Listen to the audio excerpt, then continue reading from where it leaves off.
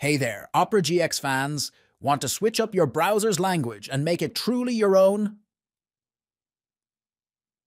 In this quick tutorial, I'll show you step-by-step how to change the browser language in Opera GX Mobile. It's super easy, so let's dive in.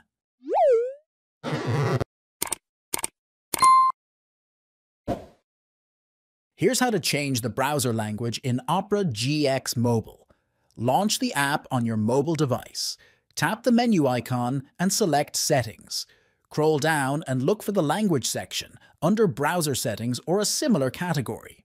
AP on the Language setting. Select your preferred language from the list and confirm. You're all set.